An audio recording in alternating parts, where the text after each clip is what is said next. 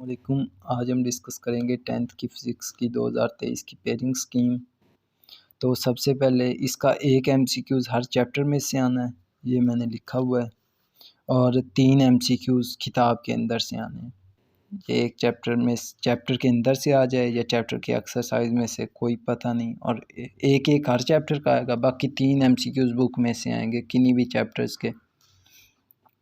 तो chapter number 10 में से 3 शॉर्ट क्वेश्चन आने हैं, चैप्टर नंबर 11 में से 2 शॉर्ट क्वेश्चन आने हैं, चैप्टर नंबर 12 में से 3 आने हैं, और जो चैप्टर नंबर 11 है उसमें से 3 आने हैं, चैप्टर नंबर 13 में से 3 आने हैं, चैप्टर नंबर 14 में से 3 आने हैं, चैप्टर नंबर 2 में से 2, चैप्टर नंबर 15 में से 2 आने हैं, चैप्टर नंबर 16 में से 2 आने हैं, और चैप्टर नंबर 17 में से 3 आने हैं, चैप्टर नंबर 18 में से 3 आने हैं। ठीक, तो अब ये कम्बिनेशन मैंने लिखा हुआ है। Question number 2, chapter number 10, chapter number 12 और चैप्टर नंबर 16 के कम्बिनेशन से ये आएगा। 8 में से 5 करने हैं,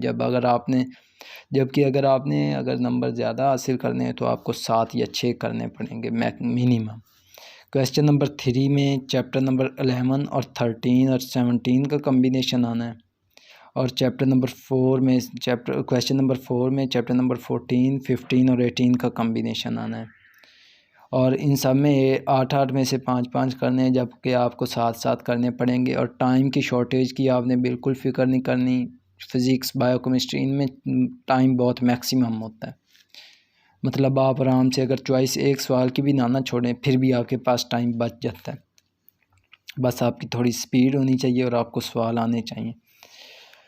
तो ये हो गया, शॉर्ट क्वेश्चन हो गया, एमसीक्यूज़ भी हो गए। तो अब हम चलते हैं long chapter. Question number 5, question number 6 और क्वेश्चन नंबर 7, इनमें से 2 करने होते हैं। उनका ए पार्ट भी करना होता है, बी पार्ट भी करना होता है। ए पार्ट होता है न्यूमेरिकल और बी पार्ट होता है थ्योरी। न्यूमेरिकल के 5 नंबर होते हैं, जबकि थ्योरी के 4 नंबर होते हैं।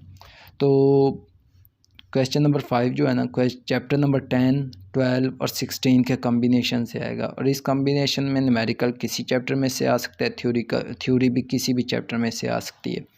क्वेश्चन नंबर 6 में चैप्टर नंबर 11, 13, 17, इनमें भी न्यूमेरिकल और थ्योरी मिक्स, किसी भी चैप्टर में से न्यूमेरिकल चैप्टर और थ्योरी आ सकती है। और क्वेश्चन नंबर 7 में 14, 15 और 18 न्यूमेरिकल प्लस थ्योरी कुछ भी आ सकता है।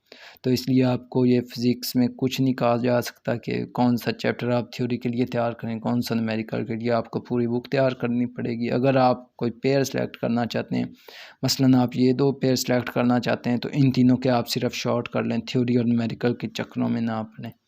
और अगर आप ये तीनों पेयर सेलेक्ट करना चाहते हैं तो फिर आपको पूरी बुक तैयार करनी पड़ेगी। उम्मीद है कि आपको ये स्कीम समझ आई होगी। तो अगर आपने अभी तक चैनल को सब्सक्राइब नहीं किया तो सब्सक्राइब करना मत भूलिएगा। शुक्रिया।